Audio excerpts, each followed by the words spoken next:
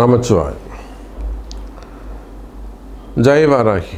உலகம் முழுவதும் வாழக்கூடிய அன்பு பக்தர்களே அனைவருக்கும் தமிழ் புத்தாண்டு நல்வாழ்த்துக்கள். பராபவ வருடம்.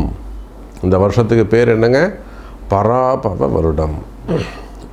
பராபவ அப்படின்னா எப்படி இந்த பறந்து விரிந்த பாரத தேசம் அப்படின்னா இந்த பூமியை சொல்கிறோமோ, சூரியன்லேருந்து இத்தனை மடங்கு பெருசு, இல்லைனா சந்திரனை விட பூமி இத்தனை மடங்கு பெருசு நம்ம சொல்கிறோம் இல்லையா?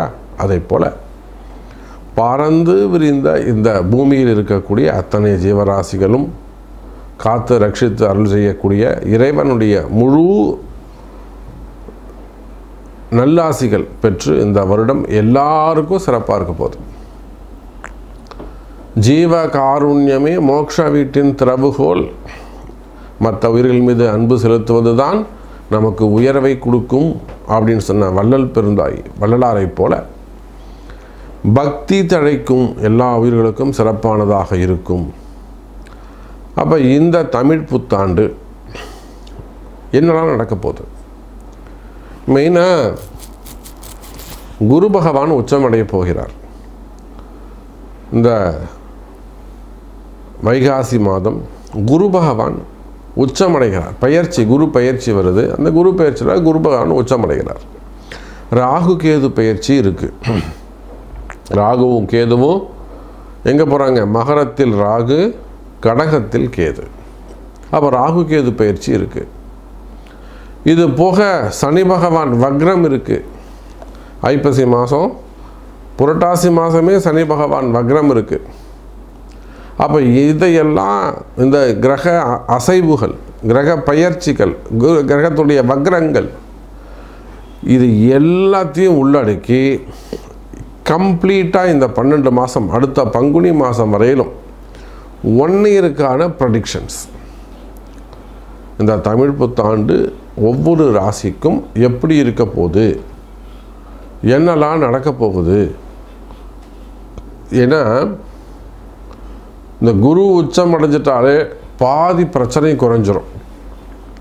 எனக்கு தெரிஞ்சு உங்களுக்கு 7.5 சனியாக இருக்கலாம், கண்டக சனியாக இருக்கலாம், பாத சனியாக இருக்கலாம், ஜன்ம சனியாக இருக்கலாம், அர்த்தாஷ்டம சனியாக இருக்கலாம், அஷ்டம சனியாக இருக்கலாம், கண்டக சனியாக இருக்கலாம், அல்லது சனியுடைய பார்வை பெறக்கூடிய ராசிகளாக இருக்கலாம்.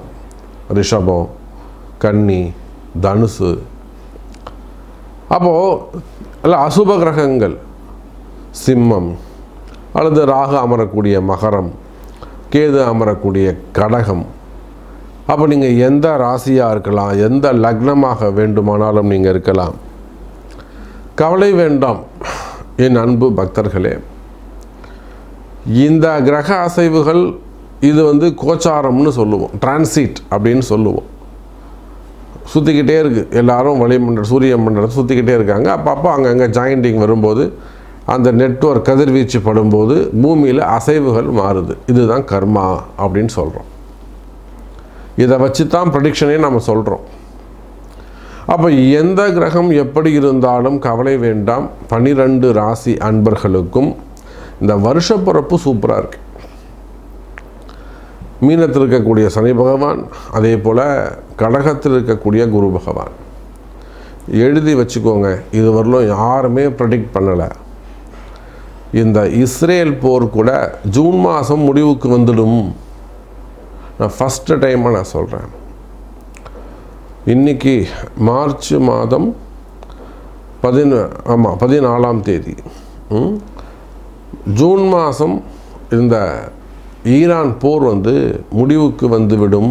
ஒரு அமைதி வருவதற்கான வாய்ப்புகள் உண்டு. அப்படி இல்லைன்னா வல்லரசு நாடாக இருக்கக்கூடிய அமெரிக்காவுக்கு ஒரு பாடமாக அது இருக்கும்ல, அவங்களுக்கு ஒரு பாதிப்பு அது ஏற்படுத்தும். இல்லை இவங்களுக்கு நிறைய சப்போர்ட் ஏற்படும். நமக்கு என்ன வேணும்? நிம்மதி வேணும். போர் பதற்றங்கள் தணிந்து எல்லா உயிர்களும், அதுவும் அங்கே இருக்கக்கூடியவங்களும் மக்கள் தான், அல்ல அவங்களும் நிம்மதியாக வாழக்கூடிய அற்புதமான வருஷமாக இந்த வருஷம் அமையப்போகுது. ஸோ உங்கள் ஒவ்வொருவருக்கும் எப்படி இருக்குன்னு பார்க்கலாம் வாருங்கள். கும்பராசி. கும்பராசி என்பர்களே, சிறப்பான யோகம். தமிழ் புத்தாண்டு அற்புதமான கால நேரம். இப்போ தான் ஜென்ம சனி முடிஞ்சிருக்கு பாருங்கள். இந்த ஜென்ம சனி முடிஞ்சதுனால இனி வரும் காலம் எல்லாம் சிறப்பானதாக இருக்கும். எடுத்த காரியங்களிலெல்லாம் வெற்றி. எதையெல்லாம் நீங்கள் நல்ல விஷயங்களை, தர்மமான காரியங்களை, அல்லது தொழில் ரீதியாக பிஸ்னஸ் ரிலேட்டடாக தொழிலில் எதெல்லாம் தர்மமாக செய்யணும்னு நினைக்கிறீங்களோ அதெல்லாம் சாமி உங்களுக்கு துணை இருப்பார். இந்த தமிழ் புத்தாண்டை பொறுத்தவரையில் நான் சொன்னேன், கடகராசிக்கு ரொம்ப சூப்பராக இருக்குன்னு சொன்னேன், விருச்சிக ராசிக்கு ரொம்ப சூப்பராக இருக்குன்னு சொன்னேன், மிதுனத்துக்கு ரொம்ப அருமையாக இருக்குன்னு சொன்னேன். அதுக்கப்புறம் இன்னும் சொல்லப்போனால் விருச்சகத்துக்கு பிறகு இந்த தமிழ் புத்தாண்டில் நன்மை பெறக்கூடிய ஒரு ராசி இருக்குன்னா அது கும்பராசி தான். ஆனால் கும்பராசி அன்பர்களை நீங்கள் எதில் கவனமாக இருக்கணும்? உடல்நிலை ஆரோக்கியம், ஹெல்த்து. ஒரு 10 வயசு குழந்தை, 14 வயசு பையன், இல்லை ஒரு 18 வயசுக்குள்ள ஸ்கின் அலர்ஜியில் ஒரு கொப்பரங்கள் வருவது, இல்லை ஏதேனும் உடல்நிலை ஆரோக்கியம், காரண காரியம் தெரியாத நோய்கள் எதனால் வந்ததுன்னு கண்டுபிடிக்க முடியாது. அந்த சூட்சமம் தான் கேது. புரியுதா? ஏன்னா கேது சிம்மத்திலிருந்து உங்களை பார்க்குறார். எதெல்லாம் மைனூட்டாக இருக்கோ, இதெல்லாம் கண்டுபிடிக்க முடியாத ஒரு திருட்டு நடக்குது, கண்டே பிடிக்க முடியல, அது கேதுவுடைய காரகத்துவம்னு அர்த்தம். அந்த இடத்துல கேது சம்மந்தப்பட்டிருக்காருன்னு அர்த்தம். சனி மட்டும் அந்த திருட்டை பண்ணியிருந்தாருன்னா ஈஸியாக மாட்டிப்பாங்க. கேதுவோடு இணைந்து செஞ்சுருந்தாங்கன்னா அவங்கள யாராலையும் கண்டுபிடிக்கவே முடியாது. அதுபோல் திருட்டுக்களாக இருக்கலாம், அல்லது களவு போனதாக இருக்கலாம், இல்லை வேறு ஏதேனும் மர்மமான விஷயங்களாக இருக்கலாம், எங்கே போனாங்கன்னு தெரியல, காணாமல் போனவங்களாக இருக்கலாம். அது மட்டுமல்ல, மெயினாக அவங்களுடைய இன்வெஸ்ட்மெண்ட்டு கொடுத்த பணங்காசு கொடுத்தவங்க எங்கே போயிருக்காங்கன்னு தெரியாது. நோய்கள் இது எதனால் வந்ததுன்னு கண்டுபிடிக்க முடியாது. இது மருந்து கண்டுபிடிக்க தானே, நோயை கண்டுபிடிச்சா தானே மருந்து கண்டுபிடிக்கலாம், சஜஸ்ட் பண்ணலாம். அப்போ உடல்நிலை ஆரோக்கியத்தில் அதிக அக்கறை தேவை. அது சின்ன குழந்தைகளாக இருந்தாலும் சரிதான், வாலிப பருவமாக இருந்தாலும் சரிதான், வயோதிக பருவமாக இருந்தாலும் சரிதான். முதல்ல உடல்நிலை ஆரோக்கியம். வண்டி வாகனங்களில் போகும்போது வரும்போது கவனம் தேவை.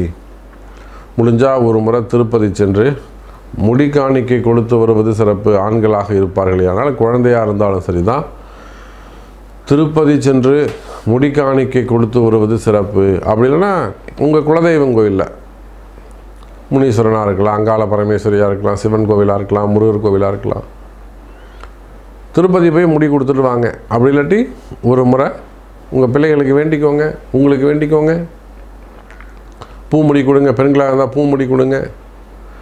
உடல்நிலை ஆரோக்கியத்தில் அதிக அக்கறை, மெயினாக வயசானவங்களாக இருந்தால் 80 வயசாகுது, 70 வயசாகுது, 60 வயசாகுது, அப்போது அந்த மாதிரி உடல்நிலை ஆரோக்கிய குறைவுகள் இருக்குமே. ஆனால் அந்த உடல்நிலை ஆரோக்கியத்தில் அதிக அக்கறை, அதிக கவனம் தேவை. அதே போல் நிறைய பெண்கள் இருப்பாங்க, பிரஸ்ட் கேன்சராக இருக்கலாம், அடிவயிறு பிரச்சனையாக இருக்கலாம், கிட்னி சம்மந்தப்பட்ட பிரச்சனைகள், ஹார்ட்டு சம்மந்தப்பட்ட பிரச்சனைகள் இதெல்லாம் இருக்குமே. ஆனால் அவையெல்லாம் கூட இந்த 10ஆம் மாதத்துக்கு பிறகு ஆயுள் பாவம் அதிகரிக்கும், நீடித்த வாழ்க்கை கிடைக்கும். அப்போ கும்பராசி என்பர்களே, இந்த தமிழ் புத்தாண்டு உங்களுக்கு எதை சொல்லிக் கொடுக்குதுன்னா, சனி பகவானால் தொந்தரவு இல்லை, ராகுவாலும் தொந்தரவு இல்லை, ஆனால் கேதுவால் தொந்தரவு உண்டு. கேதுவை சரி பண்ணணும்னா என்ன பண்ணணுங்க? உங்களுடைய கஷ்ட நஷ்டங்கள் தீரணும்னா கும்பராசிக்கு செய்கிற தொழிலாக இருக்கலாம், தொழில் பிரச்சனையாக இருக்கலாம், பிஸ்னஸ் ப்ராப்ளமாக இருக்கலாம், கடன் சுமைகளாக இருக்கலாம், கடன் பிரச்சனைகளாக இருக்கலாம், வம்பு வழக்குகளாக இருக்கலாம். அப்போ எந்த தொழில் செய்கிற இடங்களில் வரக்கூடிய பிரச்சனைகள், இட பிரச்சனைகள், இடதோஷங்கள், குடியிருக்கிற வீடாக இருக்கலாம், இடதோஷங்கள், இடப்பிரச்சனைகள், வம்பு வழக்குகள், கோர்ட்டு கேஸு இப்படிலாம் அலைஞ்சிக்கிட்டு இருக்கிறது. அப்போ இந்த மாதிரியான கஷ்ட நஷ்டங்கள் பிரச்சனைகள் இருக்குமே. ஆனால் கவலை வேண்டாம் கும்பராசி அன்பர்களே. இவையெல்லாம் மாற்றம் பெறும், மாறுதல்கள் நடக்கும், வாழ்க்கையில் முன்னேற்றங்கள் ஏற்படும். காரணம் என்னன்னு கேட்டிங்கனாக்கா, எப்போ நடக்குங்க அது? ஜூன் மாதத்துக்கு பிறகு. அதே போல் இந்த ராகுகேது மேலே போயிட்டாங்கனாக்கா அக்டோபர் மாதத்துக்கு அப்புறம் இன்னும் சிறப்பாக இருக்கும். அப்போ உலகம் முழுவதும் வாழக்கூடிய கும்பராசி அன்பர்களே, உங்களுக்கு இப்போ இருந்து வரக்கூடிய கஷ்டங்கள் ஜூன் மாதம் வரையிலும் இந்த கஷ்டங்கள் அப்படியே இருக்கும். ஜூன் மாதம் 6ஆம் தேதிக்கு பிறகு இந்த கஷ்டம் 50% குறைஞ்சிரும். குரு வந்து பார்க்க ஆரம்பிச்சிருவார். அப்புறம் அக்டோபர் மாதத்துக்கு பிறகு இன்னும் கூட அந்த கஷ்டங்கள், நீங்கள் யாராக இருந்தாலும், ஆண்களாக இருக்கலாம், பெண்களாக இருக்கலாம், வெளிநாட்டில் இருக்கலாம், வேலை சம்பந்தப்பட்ட பிரச்சனைகளாக இருக்கலாம், தொழில் சம்பந்தப்பட்ட பிரச்சனைகளாக, எந்த பிரச்சனையாக இருந்தாலும் கும்பராசிக்கு ஃபஸ்ட்டு இந்த ஜூன் மாதம் ஒரு 50% பிரச்சனை குறையும். அக்டோபர் மாதத்துக்கு அப்புறம் நல்லபடியாகவே இன்னும் கூட ஒரு 30% பிரச்சனை குறைஞ்சிரும். அக்டோபர் மாதத்துலேருந்து அடுத்த பங்குனி மாதம் வரை, அடுத்த ஏப்ரல் வரையிலும் சிறப்பான எதிர்காலம் உண்டு கும்பராசி அன்பர்களே.